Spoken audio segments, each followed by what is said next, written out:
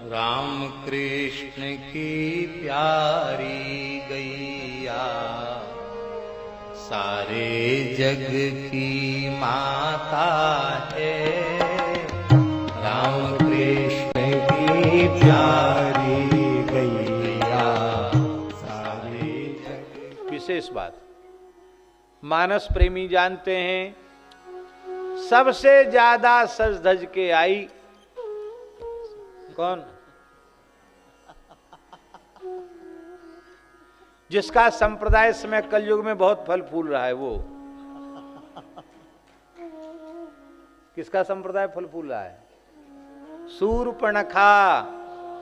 शूर्पणखा माने क्या है? सूर्प के जैसे बड़े बड़े नख जिसके हैं, वो शूर्पणखा।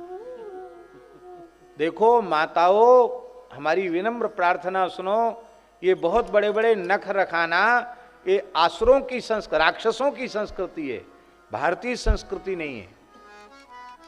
नख गंदे रहते, उनमें मल लगा रहता है, उनसे आप ना भगवान की सेवा कर सकती है, ना घर में रसोई बना सकती हैं। ये भी कोई फैशन किस काम की? वो महाराज अकेली थी उस समय, रावण की बहन थी ना, बहुत लंकेश की बहन थी, इसलिए उसने फैशन चालू की थी बड़े बड़े नख रखाने की, तो उसका नाम पड़ गया शूर्पणखा।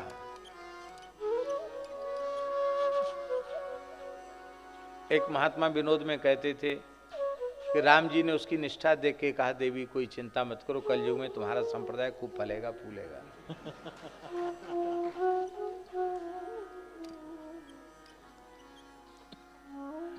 हमारे महाराज जी भी कई बार विनोद में कई बात कहते थे। बोले, हमने कि महाराज जी इसको पानी वाले यंत्र को नल क्यों कहते हैं? बालक ही थे विद्यार्थी। बोले देखो राम जी का पुल बनाया था ना, नल ने सेतु निर्माण किया था। भगवान बोले समय आने दो, तुम्हारे नाम को लिए बिना किसी का काम चलने वाला नहीं। नल चले गए, नल आ गए, नल तो वहीं रहते हैं, पर वो कहते नल चले गए, नल आ गए। न नल जाता है ना आता है, नल तो वहीं खड़ा है, पानी आता जाता है। पर सब सवेरे से ही लोग और किसी का राम राम करें न करें, नल नल जरूर करते हैं। हाँ, चिल्लाते हैं लोग, नल आ गए नल आ गए, हल्ला मचे। तो इस प्रकार से ये नख रखना अच्छी बात नहीं है। वो बहुत श्रृंगार करके गई थी। तुम सम पुरुष न मोसम नारी, यह संयोग विधि रचा बिचारी।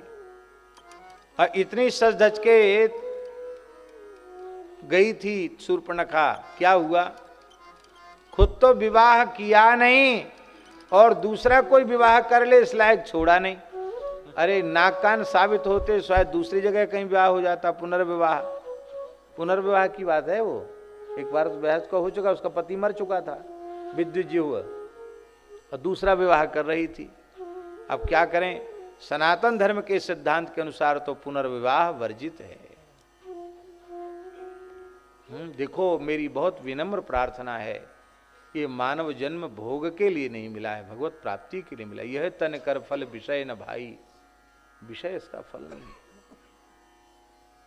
एक यति को, सन्यासी को जिस पद्धति से रहना चाहिए, ऐसे ही उस नारी को भी अत्यंत एक साधिका के समान, एक संन्यस्त के समान उसे अपना जीवन अत्यंत सदाचार तपपूर्ण जीवन व्यतीत करना चाहिए, जिसके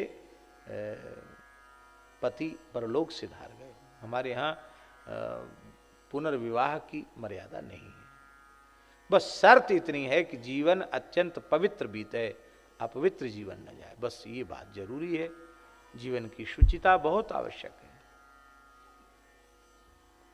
ये तो पुनर्विवाह के लिए गई थी, पुनर्विवाह भी आसुरी संस्कृति है। वो कहती थी तुम सम पुरुष न मौसम नारी, यह संयोग विधि रचा बिचारी।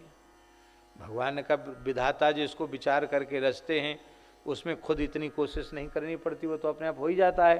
तू काहे परेशान हो रही है? भगवान ने नाक कान और उसके जैसे